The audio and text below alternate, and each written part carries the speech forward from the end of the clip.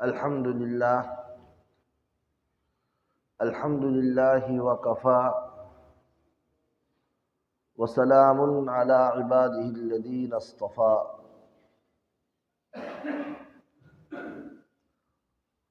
أما بعد فقد قال الله تبارك وتعالى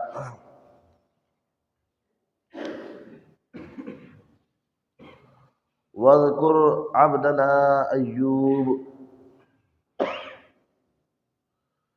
إذ نادى ربه أني مسني الشيطان بنصب وعذاب اركض برجلك هذا مغتسل بارد وشراب ووهبنا له أهله ومثلهم معهم رحمة منا وذكرى لأولي الألباب وخذ بيدك ضغثا فاضرب به ولا تحنث إنا وجدناه صابرا نعم العبد إنه أواب صدق اللہ مولانا العظیم۔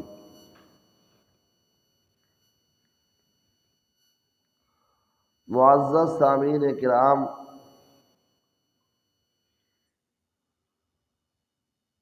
یہ جو چند آیات تلاوت کی گئی ہیں یہ قرآن کریم کی ایک اہم سورت سورہ صاد کی آیات ہیں۔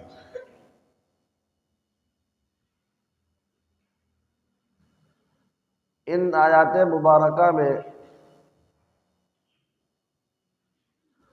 اللہ رب العزت نے حضرت ایوب علی نبینا وعلیہ الصلاۃ والسلام کی ایک عظیم صفت کا تذکرہ فرمایا ہے، بلکہ اس سورت پاک میں حضرت ایوب علیہ السلام سے پہلے دو اور انبیاء کرام کا تذکرہ کیا گیا، حضرت داؤد علی نبینا وعلیہ السلام اور دوسرے حضرت سلیمان علی نبینا وعلیہ السلام۔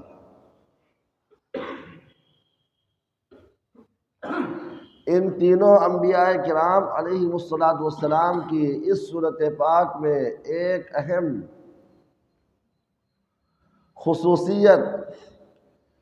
ایک اہم وصف اللہ تبارک و تعالیٰ نے ذکر فرمایا ہے، اور یہ وصف ایسا ہے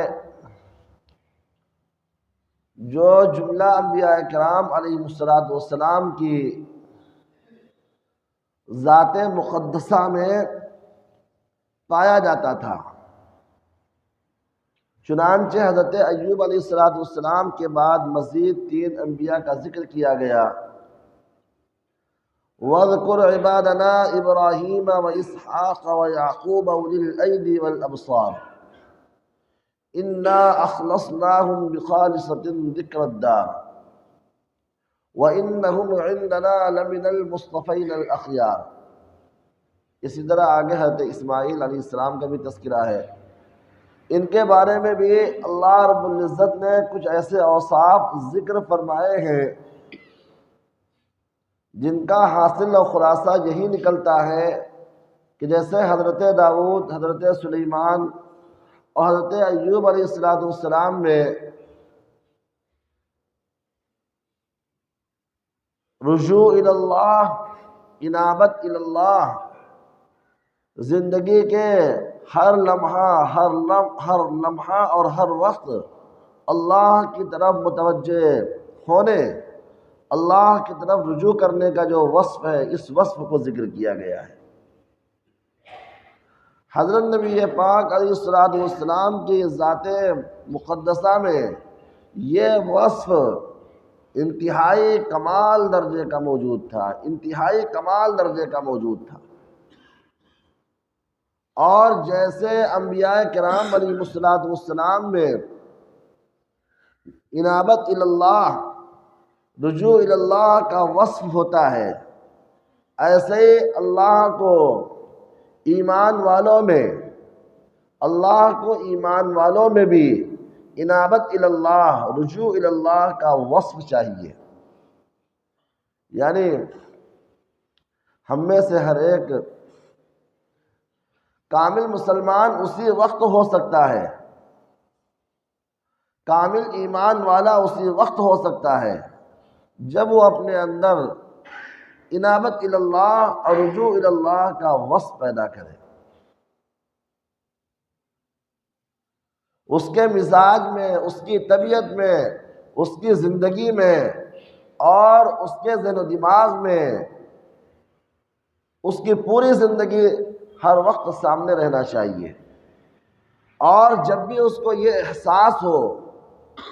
جب بھی اس کو یہ اندازہ ہو کہ مجھ سے ایسا کام ہوا ہے جو بحیثیت بندہ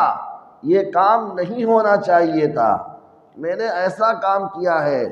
جو بندہ ہونے کی حیثیت سے، مسلمان ہونے کی حیثیت سے ہم کو یہ کام نہیں کرنا چاہیے تھا، ایمان والے کو چاہیے پہلی فرصت میں اللہ کے سامنے روئے اور گڑ گڑائے اور اپنی اس غلطی پر، اس کوتاہی پر توبہ کرے، استغفار کرے اور اپنے آپ کو اس مقام و مرتبے پر واپس لانے کی کوشش کرے جس مقام و مرتبے پر یہ اس غلطی سے پہلے اور اس کوتاہی سے پہلے تھا۔ انسان اگر اپنی زندگی پہ نظر نہیں رکھتا ہے، اپنے حالات پہ نظر نہیں رکھتا ہے، وہ اپنے اعضاء و جوارح سے کیا کر رہا ہے، وہ دل و دماغ میں جو باتیں سوچ رہا ہے، ان باتوں کا سوچنا اسلام اور ایمان کے تقاضے کے خلاف تو نہیں ہے۔ وہ اپنی زبان سے صبح سے شام تک جو الفاظ نکالتا ہے، جو باتیں کہتا ہے، وہ باتیں اللہ کی رضا و خوشنودی کے خلاف تو نہیں ہے۔ اس کے پیر چلنے کا کام کرتے ہیں،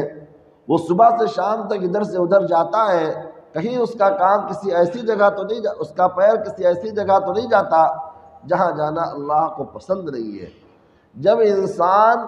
اپنی زندگی پر گہری نظر رکھتا ہے، اپنی زندگی کے حالات کو پڑھنے کا مزاج رکھتا ہے اور قدم قدم پر وہ اللہ سے رجوع کا مزاج بناتا ہے، یعنی اگر اللہ تبارک و تعالیٰ نے اس کو کسی نعمت سے نوازا، کسی فضل سے نوازا، اس کو دنیا کی دین کی کوئی نعمت عطا فرمائی، نماز پڑھنے کی توفیق عطا فرمائی، اللہ کا نام لینے کی اللہ نے توفیق عطا فرمائی، مسجد سے نکلتے وقت مسجد کی دعا پڑھنے کی اللہ نے توفیق بخشی، سو کر اٹھنے کے بعد سو کر اٹھنے کی جو دعا ہے وہ دعا پڑھنے کی اللہ نے توفیق عطا فرمائی، کھانا کھانے کے وقت میں کھانے سے پہلے کی دعا اور کھانے کے بعد کی دعا پڑھنے کی اللہ نے توفیق عطا فرمائی۔ تو یہ شخص کسی بھی نعمت کو، کسی بھی انعام اور نوازش کو اپنی ذات کی طرف منسوب نہیں کرتا ہے۔ سارے انعامات اور ساری نوازشیں اور سارے احسانات وہ یہ سمجھتا ہے کہ یہ محض اللہ کا فضل ہے، کرم ہے، اللہ کی ہر طرح کی نعمت پر شکر گزاری کا مزاج بناتا ہے۔ گھر سے نکلا مدراس جانے کے لیے، ویلور جانے کے لیے، بس اڈے پہنچنے کے بعد اللہ تعالیٰ نے بس کا انتظام فرما دیا، بس میں بیٹھنے کی سیٹ بھی مل گئی، خیریت کے ساتھ، عافیت کے ساتھ، راستے میں بس بگڑی نہیں، وقت پر، وقت کے اندر آدمی منزل مقصود پر پہنچ گیا۔ تو یہ نہیں سوچنا چاہیے کہ یہ اتفاقی طور پر ہو گیا، نہیں، یہ اللہ کے فضل سے، اللہ کے کرم سے ہوا ہے۔ لہذا سفر مکمل ہونے کے بعد اللہ کا شکر ادا کرنا چاہیے اور اللہ تعالیٰ کی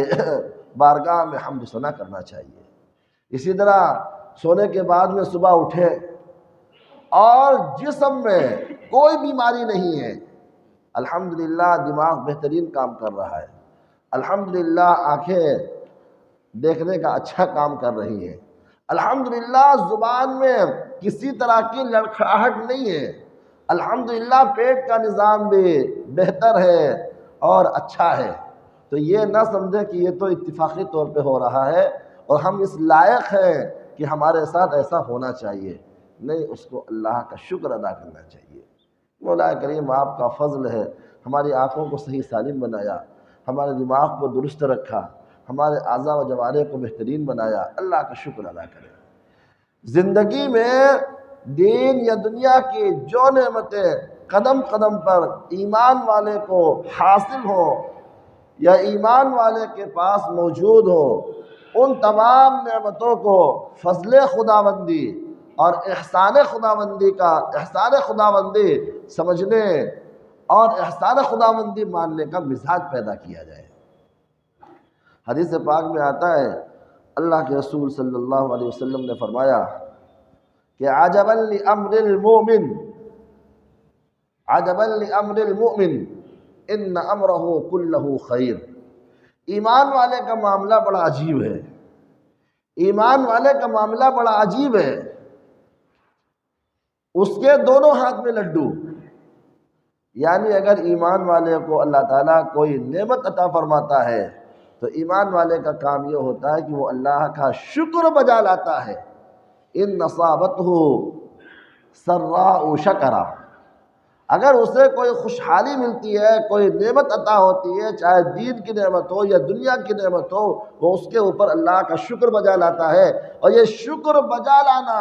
اس کے لیے نعمت میں ترقی کا، اللہ کی رضا اور خوشنودی کا کیا ہوتا ہے، ذریعہ بنتا ہے۔ اور اگر ایمان والے کے اوپر کوئی مصیبت آتی ہے، کوئی پریشانی آتی ہے، تو کیا صبر فکان خیرا لہ، تو وہ صبر کرتا ہے، شکوہ شکایت ہرگز نہیں کرتا،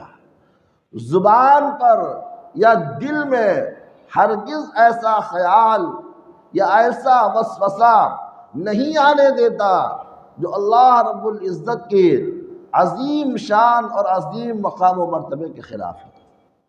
اگر سفر میں حادثہ پیش آیا، اس کی ٹانگ ٹوٹ گئی، تو وہ یہ نہیں سوچتا ہے کہ یہ اللہ کی طرف سے میرے ساتھ کیا ہو گیا، وہ سوچتا ہے اس میں اللہ کی طرف سے میرے لیے کوئی مصلحت ہے، وہ یہ سوچتا ہے کہ میرے کسی گناہ کی یہ سزا ہے، یا وہ یہ سوچتا ہے کہ اللہ نے مجھ کو اس مصیبت میں اس لیے رکھا تاکہ اس مصیبت میں صبر کر کے اللہ کے فیصلے پہ راضی رہ کے اللہ سے اچھا گمان رکھ کے وہ مقام و مرتبہ حاصل کر لوں جو عبادات سے اور نیک اعمال سے حاصل نہیں ہوتا ہے۔ حدیث پاک میں آتا ہے، اللہ کے رسول صلی اللہ علیہ وسلم نے فرمایا کہ ایمان والے کو کوئی معمولی سے معمولی تکلیف پہنچتی ہے، یہاں تک کہ راستہ چلتے ہوئے کوئی کانٹا چبھ گیا معمولی سا، یا کسی چھوٹی سی چیونٹی نے کیا کیا، کاٹ لیا، یا اس نے کوئی کام کیا یا کوئی سفر کیا، تھکان ہو گئی، بدن چکناچور ہو گیا، اللہ کے رسول صلی اللہ علیہ وسلم نے فرمایا ان مصیبتوں پر، ان پریشانیوں پر، ان معمولی سے معمولی چیز کے اوپر بھی اللہ تبارک و تعالی صبر کی صورت میں کیا کرتے ہیں، اجر و ثواب عطا فرماتے ہیں۔ سیدنا حضرت ایوب علیہ نبینا علیہ السلام کے بارے میں ہم سب نے سنا ہے، ایک اللہ کے عظیم اور جلیل القدر پیغمبر تھے، اللہ کے انتہائی عظیم اور جلیل القدر پیغمبر تھے۔ ایسے عظیم پیغمبر اللہ فرماتے ہیں اِنَّا وَجَدْنَاهُ صَابِرًا، کہ میں نے ایوب کا امتحان لیا۔ اب ظاہر بات ہے اللہ کا امتحان تو اللہ کے حساب کا ہوگا، اگر ممتحن بہت باصلاحیت ہو تو اس کا پرچہ ٹف ہوتا ہے، نہیں ہوتا ہے۔ اگر ممتحن باصلاحیت ہو تو اپنی صلاحیت کے اعتبار سے جو پرچہ بنائے گا امتحان کا وہ مشکل ہوگا۔ طلبہ کے لیے، اسٹوڈنٹ کے لیے اس کا حل کرنا تھوڑا سا بہرحال بھاری پڑے گا۔ اللہ کا امتحان اللہ کے حساب سے ہوتا ہے۔ اللہ فرماتے ہیں اِنَّا وَجَدْنَاهُ صَابِرًا، کہ ہم نے ایوب کو صبر کرنے والا بندہ پایا۔ کتنا عظیم ایوارڈ ہے، کتنا عظیم اللہ کی طرف سے ان کو ایوارڈ دیا گیا، ہم آپ اس کی عظمت کا اندازہ نہیں لگا سکتے۔ ان کے اوپر پریشانیاں آئیں، بہت پریشانیاں آئیں، اور اس قدر پریشانیاں آئیں کہ ہم آپ اس کا تصور نہیں کر سکتے۔ اللہ تعالیٰ نے چاروں طرف سے ان کو آزمایا، چاروں طرف سے اللہ تعالیٰ نے ان کو ٹٹولا، لیکن اس کے باوجود ان کی زبان پر ہرگز کوئی شکوہ شکایت کا لفظ نہیں آیا، بلکہ بیوی کی زبان سے کوئی نامناسب بات نکل گئی تو حضرت سخت ناراض ہوئے اور یہ کہا میں ٹھیک ہو جاؤں تجھے کوڑے لگاؤں۔ وہ بھی اللہ کی نیک بندی تھی، لیکن کسی غفلت سے، کسی کوتاہی سے کوئی نامناسب بات نکل گئی، حضرت اتنا ناراض ہوئے کہ میں ٹھیک ہو جاؤں تو کوڑے لگاؤں گا۔ چنانچہ پھر اللہ تعالیٰ نے جب ان کو آزمایا اور اس آزمائش میں وہ 100% کامیاب ہوئے، اور اللہ نے مزید تبصرہ فرمایا نعم العبد، کیا ہی اچھا بندہ ایوب، نعم العبد، یہ ایوب کیا ہی اچھا بندہ، انہو اواب، یہ بندہ ہر لمحہ ہر گھڑی کثرت سے اللہ کی طرف رجوع کرنے والا، اللہ کی طرف متوجہ ہونے والا اور اللہ سے لو لگانے والا، کسی لمحہ بھی وہ اللہ سے غافل نہیں ہوتا، اللہ کی طرف مکمل کیا کرتا ہے، رجوع کرتا ہے۔ تو میرے محترم بزرگوں، دوستو، ہمیں بھی چاہیے کہ اگر ہمارے اوپر کوئی پریشانی آتی ہے، اگر ہمارے اوپر کوئی مصیبت آتی ہے، اگر ہمیں اللہ کی طرف سے کچھ آزمایا جاتا ہے، تو ہمیں دل کے اندر کوئی ایسا خیال یا وسوسہ ہرگز نہیں آنے دینا چاہیے جو اللہ کی شان اور اللہ کے مقام کے خلاف ہے، بلکہ ہمیشہ صبر کرنا چاہیے، ہمیشہ برداشت کرنا چاہیے، ہمیشہ اللہ کے بارے میں اچھا گمان رکھنا چاہیے، ہمیشہ اللہ کے بارے میں دل میں اچھے خیالات اور اچھی باتیں لانا چاہیے، ہمیشہ مثبت سوچ اپنے دماغ میں رکھنی چاہیے، اللہ کے بارے میں ہرگز منفی سوچ نہیں رکھنی چاہیے۔ بلکہ حدیث پاک میں آیا، حضور پاک علیہ السلام نے فرمایا کہ انا عند ظن عبدی بی، کہ میرا بندہ میرے بارے میں جیسا گمان رکھتا ہے میں اس کے ساتھ ویسا ہی معاملہ کرتا ہوں۔ اگر وہ اللہ کے بارے میں اچھا گمان رکھتا ہے، اللہ کے بارے میں حسن ظن رکھتا ہے، تو اللہ تبارک و تعالیٰ کا اس کے ساتھ معاملہ بڑا اچھا معاملہ ہوتا ہے۔ اس کی زندگی کا ایک لمحہ، اس کی زندگی کا ایک لمحہ اس کو آخرت کے اعتبار سے ترقی اور مرتبے کی بلندی تک پہنچاتا ہے۔ وہ دن بدن آخرت کے اعتبار سے کیا کرتا رہتا ہے، ترقی کرتا رہتا ہے، صبر کر کے ترقی کرتا ہے، شکر کرتے ترقی کرتا ہے، کبھی زبان پر کبھی دل کے اندر اللہ تعالیٰ کے بارے میں کوئی نامناسب خیال نہیں آتا۔ بلکہ بعض مرتبہ اللہ کی طرف سے ایسا ہوتا ہے کہ کوئی بندہ اللہ اس کو اونچے مقام پر فائز کرنا چاہتے ہیں، آخرت میں عظیم سے عظیم نعمتوں سے نوازنا چاہتے ہیں، لیکن وہ بندہ اپنے اعمال سے اس عظیم مقام اور مرتبے کو نہیں پا سکتا، اس کے اعمال، اس کے مجاہدے اتنے بڑے نہیں ہیں، تو اللہ اس کے اوپر کچھ آزمائشیں، کچھ مشکلات ڈالتے ہیں، اور پھر اللہ اس کو جو ہے صبر کی توفیق عطا فرماتے ہیں، پھر اللہ تعالیٰ اس کو صبر کی توفیق عطا فرماتے ہیں، اور وہ صبر کر کے لفٹ کی طرح تیزی کے ساتھ پہلی منزل سے 50ویں منزل پر پہنچتا ہے، بڑی تیزی کے ساتھ ترقی کرتا ہے۔ ہم میں سے کسی کا اگر انتقال جو ہے بیماری کے بعد ہوتا ہے تو بعض مرتبہ ہم لوگوں کو بڑی تکلیف ہوتی ہے، بڑا افسوس ہوتا ہے، یقیناً ہونا بھی چاہیے۔ موت سے پہلے کی جو تکلیف ہے، اس وقت اگر عمر زیادہ ہو تو اس وقت جو آزار لاحق ہوتے ہیں، انسان کراہتا ہے اور انسان جو ہے چلاتا ہے، پریشان ہوتا ہے، تو اس وقت کی تکلیف یقیناً بڑی تکلیف ہوتی ہے۔ لیکن اگر ہم اس پہلو سے سوچیں کہ اللہ کی طرف سے یہ چیزیں آئیں اس مقصد سے تاکہ یہ بندہ گناہوں سے، گناہوں کی نحوست سے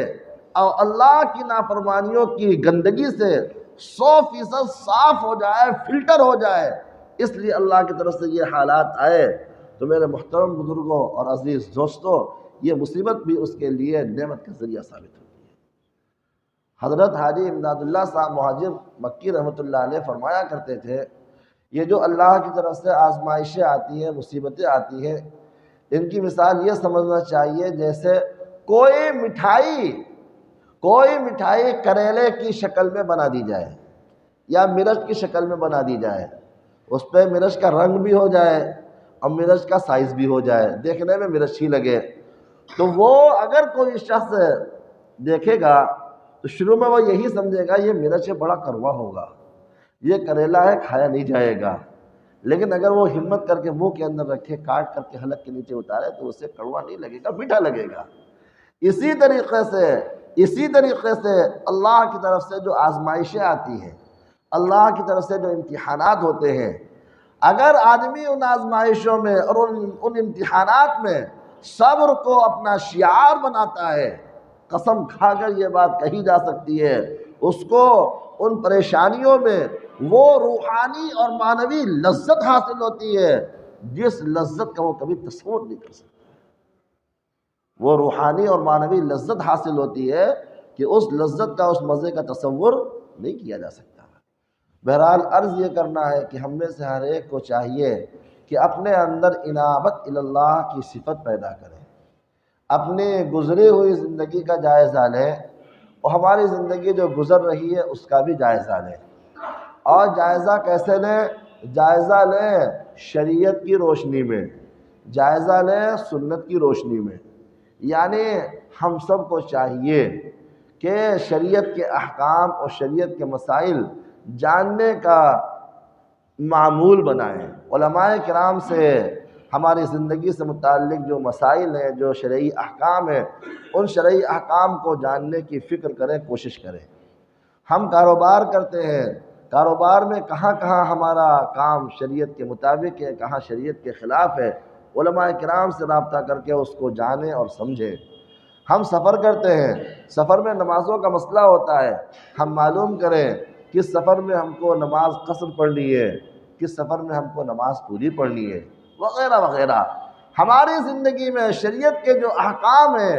ہم شریعت کے وہ احکام علماء کرام سے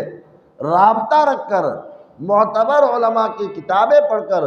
ان احکامات کو، ان مسائل کو جاننے کی فکر کریں، کوشش کریں۔ آج ہماری زندگی جیسے گزر رہی ہے، ہمارے اندر علم کے اعتبار سے کوئی ترقی نہیں ہوتی ہے۔ یعنی ہمیں یہ فکر عام طور پہ نہیں ہوتی ہے کہ ایک دو مسئلے میں سیکھ لوں، ایک دو شریعت کی باتیں جان لوں۔ مطلب جو فکر ہونی چاہیے، ایک جذبہ، ایک لگن، ایک طلب، ایک تڑپ کہ ہماری زندگی شریعت کے مطابق گزرے، ہماری زندگی کا کون سا جز، ہماری زندگی کا کون سا عمل شریعت سے ہٹا ہوا ہے، ہم اپنی پچھلی زندگی کا بھی جائزہ لیں اور جو زندگی چل رہی ہے اس کا بھی جائزہ لیں۔ اس کے بعد میں علماء کرام کی رہنمائی میں ہم سے اپنی پچھلی زندگی میں جو غلطیاں ہو گئیں، جو کوتاہیاں ہو گئیں، علماء کرام سے رابطہ کر کے ان سے پوچھ کر ان کی جیسی تلافی کرنی چاہیے ویسی تلافی ہم کریں۔ جیسے مثلا ایک مثال میں عرض کروں کہ اللہ تعالیٰ نے 15 سال یا 14 سال کی عمر میں مکلف بنایا، بالغ فرمایا، بالغ کیا، تو اس وقت بچپن کا زمانہ ہوتا ہے اور آدمی کو نماز کی عام طور پہ فکر نہیں ہوتی ہے، خاص طور پر اگر اس کی زندگی اسکول اور کالج کی زندگی ہے تو کبھی پڑھ لی کبھی نہیں پڑھی۔ لیکن بعد میں اللہ تبارک و تعالیٰ نے دعوت و تبلیغ کے راستے میں نکلنے کی توفیق عطا فرمائی، علماء کرام کی صحبت عطا فرمائی، ذہن بدلا اور آہستہ آہستہ اللہ نے 5 نمازوں کا بہترین پابند بنا دیا۔ چاہے سردی ہو یا گرمی ہو، چاہے سفر میں ہو یا حضر میں ہو، یہ بندہ پابندی کے ساتھ 5 وقت کی نماز پڑھتا ہے۔ اپنی فیکٹری میں ہے، اپنی کمپنی میں ہے، کہیں بھی ہو، نماز کا وقت ہوتا ہے، نماز پڑھتا ہے۔ تو جیسے یہ شخص اپنی موجودہ زندگی میں نمازوں کی پابندی کرتا ہے، نمازوں کا اہتمام کرتا ہے، ایسے اس کو چاہیے اپنی شروع کی زندگی کا جائزہ لے کہ اس زندگی میں جو نمازیں ہم پر فرض تھیں اور ہم غفلت اور کوتاہی کی وجہ سے نہیں پڑھ سکے، ان نمازوں کا اندازہ لگا کر ایک ایک کر کے چھوٹی ہوئی نمازوں کی قضا کرنے کی کیا کریں، فکر کریں، اور جو غفلت ہوئی، جو کوتاہی ہوئی، اس پر اللہ تعالیٰ کے سامنے توبہ کریں، استغفار کریں، روئیں اور گڑگڑائیں۔ ایک میں نے مثال دی۔ اسی طریقے سے شروع میں ہمارے لین دین کے معاملات شریعت کے خلاف تھے، ہم نے اپنی پچھلی زندگی میں لائف انشورنس کرایا تھا، ہم نے اپنی پچھلی زندگی میں ایف ڈی کرائی تھی، ہم نے اپنی پچھلی زندگی میں کسی بھائی کے ساتھ جھوٹ بول دیا تھا جس سے اس کو نقصان پہنچا، ہم نے پچھلی زندگی میں کسی کے اوپر کوئی ہاتھ اٹھایا تھا اور وہ ہمارا ہاتھ اٹھانا ناحق تھا۔ انسان اپنی پچھلی زندگی کا اس طرح جائزہ لے کر اور اس طرح جائزہ لے کر پچھلی زندگی میں شریعت کے خلاف جو کام ہوئے، شریعت کے خلاف جو باتیں جو چیزیں ہم سے سرزد ہوئی، علماء کرام سے معلوم کر کے ہم ان کی اس زندگی میں ہی تلافی کرنے کی کیا کریں، کوشش کریں اور اہتمام کریں۔ اسی طریقے سے ہم کو چاہیے کہ اللہ نے حضرت نبی پاک علیہ السلام کو بھیجا، کس لیے بھیجا؟ ہم سب کے لیے اسوہ اور نمونہ بنا کر، اور ہمیں یہ حکم دیا گیا کہ ہم حضور پاک علیہ السلام کی اتباع کریں، پیروی کریں، یعنی نماز ایسے پڑھیں جیسے آپ علیہ السلام پڑھتے تھے، ہم وضو ایسے کریں جیسے آپ علیہ السلام وضو کرتے تھے، ہم کھانا ایسے کھائیں جیسے آپ علیہ السلام کھانا کھاتے تھے، وغیرہ وغیرہ۔ ہماری زندگی میں حضور پاک علیہ السلام کی سنتوں میں سے جو سنتیں نہیں ہیں اور اب تک نہیں آ سکی، ہم ان سنتوں کو سیکھ کر جان کر اپنی زندگی میں لانے کی کیا کریں، فکر کریں، کوشش کریں۔ ایک سنت سیکھیں اور اس کو اپنی زندگی میں لائیں، پابندی سے عمل کریں، چند روز پابندی کے ساتھ عمل کریں گے تو ہماری زندگی کا جز بن جائے گا۔ ایسے گزری ہوئی زندگی میں ہماری زندگی 40 سال کی ہے یا ہماری زندگی 50 سال کی یا ہماری زندگی 25 سال کی ہے،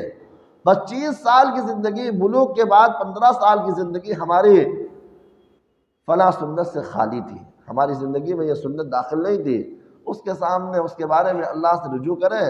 اور استغفار کریں، اپنی کوتاہی کا اقرار کریں اور اللہ سے عرض کریں کہ ہماری اس کوتاہی کو، ہماری اس غلطی کو نیکی میں تبدیل فرما دیں، کیونکہ اللہ تعالیٰ کیا ہے، یہ بھی اصول ہے فَأُولَٰئِكَ يُبَدِّلُ اللَّهُ سَيِّئَاتِهِمْ حَسَنَاتٍ، کہ بعض مرتبہ آدمی کی توبہ اتنی سچی اور پکی ہوتی ہے کہ اللہ تعالیٰ برائیوں کو نیکی میں تبدیل فرما دیتے ہیں، برائیوں کو نیکی میں تبدیل فرما دیتے ہیں، توبہ کی سچائی کی وجہ سے اور توبہ کے وزن کی وجہ سے۔ لہذا عرض یہ کرنا ہے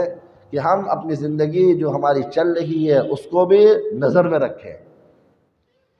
اور ایسا کوئی کام نہ کریں جو اللہ کی رضا، اللہ کی منشا کے خلاف ہو۔ ہر لمحہ ذہن و دماغ میں اللہ کا تصور قائم کرنے کی کوشش کریں، ذہن میں یہ ہو کہ اللہ تعالیٰ ہم کو دیکھ رہے ہیں، اگر ہم کوئی غلط کام کریں گے اللہ کی نظروں کے سامنے ہیں، تو اگر کوئی غلط بات کہیں گے تو ہم اللہ کی نظروں کے سامنے، یہ تصور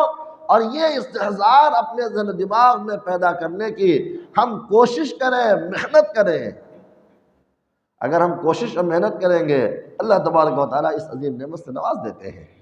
اور اسی طرح پچھلی زندگی میں جو غلطیاں ہوئیں، جو کوتاہیاں ہوئیں، شریعت کے خلاف جو کام ہوئے، سنت کے خلاف جو کام ہوئے، تو ہم اس کے بارے میں اللہ سے رجوع ہوں، اللہ کے سامنے استغفار کریں اور اللہ سے دعا کریں کہ ہماری ان غلطیوں کو معاف فرمائے، اور اب پختہ ارادہ کریں کہ ہماری زندگی میں یہ سنت آ کر کے رہے گی۔ ایسے بہت سے لوگ ہیں مسواک کی سنت پہ عمل نہیں ہو پاتا، حالانکہ مسواک کی بہت بڑی سنت ہے، تو اب تک اگر ہم نے اس سنت کو اپنی زندگی میں داخل نہیں کیا تو اس پر افسوس ہو، احساس ہو، توبہ ہو، اور اب یہ طے کریں کہ ہم 5 وقت ہر وضو میں مسواک کی پابندی کریں گے، اس کا اہتمام کریں گے، ہر وضو میں مسواک کی پابندی کریں گے، اس کا اہتمام کریں گے۔ یہ سنت ہماری زندگی میں آنا چاہیے اور یہ سنت زندگی کی آخری سانس تک، آخری گھڑی تک ہماری زندگی میں برقرار رہنا چاہیے۔ مختصر یہ کہ جیسے حضرات انبیاء کرام علیہم السلام اللہ کے نہایت مقبول اور برگزیدہ بندے تھے، اس وجہ سے کہ وہ رجوع اللہ، انابت اللہ کا اہتمام کرتے تھے، اللہ کی طرف رجوع کا اہتمام کرتے تھے، ہر وقت اللہ کی طرف متوجہ رہنے کی کوشش کرتے تھے۔ ہمیں بھی چاہیے کہ ہم اپنی زندگی کے سلسلے میں اللہ کی طرف رجوع کرنے کا اہتمام کریں، اس کی کوشش کریں اور اس کی محنت کریں۔ مجھے یاد آیا حضرت مولانا مفتی شفیع صاحب نور اللہ مرقدہ نے اسی طرح حضرت مولانا ڈاکٹر عبدالحی صاحب رحمۃ اللہ علیہ نے ایک مرتبہ اپنے مریدین سے فرمایا کہ بھئی ہم لوگوں کے اعضاء اور ہم لوگوں کی طاقتیں ویسی نہیں ہیں جیسے پہلے لوگوں کی ہوتی تھی۔ پہلے لوگ بہت مضبوط ہوتے تھے، بہت طاقتور ہوتے تھے، صبح سے شام تک کام کرتے تھے، پھر بھی رات میں آ کر تراویح کی نماز کھڑے ہو کر کے پڑھتے تھے، جسم مضبوط تھا، غذا اچھی تھی۔ اب ہمارے اندر اتنی صلاحیت نہیں ہے کہ ہم بھاری بھاری مجاہدے کر سکیں، لمبی لمبی نفلیں پڑھ سکیں، راتوں کو گھنٹوں گھنٹوں جاگ سکیں، ہماری صحت ہماری طاقت اجازت نہیں دیتی ہے۔ حضرت نے فرمایا کہ یہ چیزیں ہمارے بس میں نہیں ہیں، ہم اتنا بڑا مجاہدہ نہیں کر سکتے، اس لیے مجاہدہ کیا کرو گے، ایک چھوٹا سا عمل بتاتا ہوں، اس عمل کو پابندی سے کرو، تم بھی ان لوگوں کے مقام سے نیچے نہیں رہو گے۔ وہ کیا ہے کہ جب بھی کوئی چیز سامنے آئے، کوئی کام کرنا ہے، کوئی بات کہنا ہے، تو انسان کو چاہیے تھوڑی دیر اللہ کی طرف متوجہ ہو اور اللہ سے کہے کہ اللہ میں یہ کام کرنا چاہتا ہوں، میری صحیح رہنمائی فرما دیجیے، ہماری مدد فرما دیجیے، کام اچھے سے ہو جائے۔ کام ہو جائے فوراً کہے کہ اللہ آپ کا شکر ہے، آپ نے ہمارا یہ کام خیر و عافیت کے ساتھ کروا دیا۔ یعنی ہر وقت دل ہی دل میں اللہ کی طرف رجوع ہو۔ کوئی کام کرنا ہے اللہ سے دعا کرے، کوئی بات کہنا ہے، اے اللہ ہم یہ بات کہنے جا رہے ہیں، ہمیں صحیح بات کہنے کی توفیق عطا فرما۔ اے اللہ ہم گھر جا رہے ہیں، گھر جا کر ہمارا بچوں کے ساتھ معاملہ اچھا ہو۔ اے اللہ میں فیکٹری جا رہا ہوں، ملازمین کے ساتھ ہمارا معاملہ اچھا ہو، کوئی ایسی غلطی ہم سے نہ ہو جو آپ کو ناپسند ہو،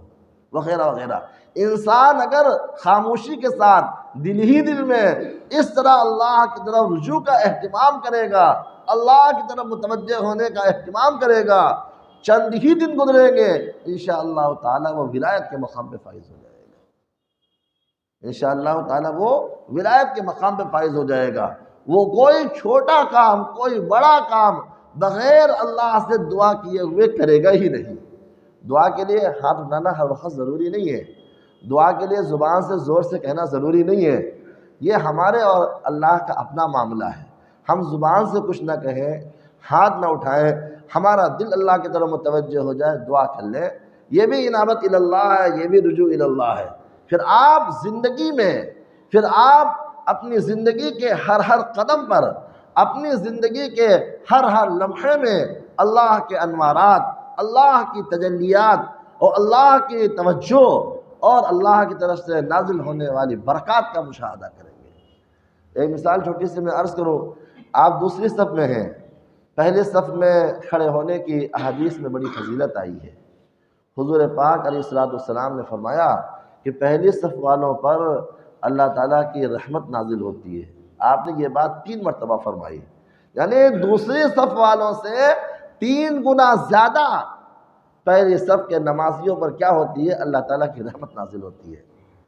اب آپ کے دل میں شوق ہے، طلب ہے کہ پہلی صف مل جائے، اور آپ اس کا اہتمام بھی کرتے ہیں، مسجد پہلے آنے کی کوشش کرتے ہیں تاکہ زیادہ ثواب ملے۔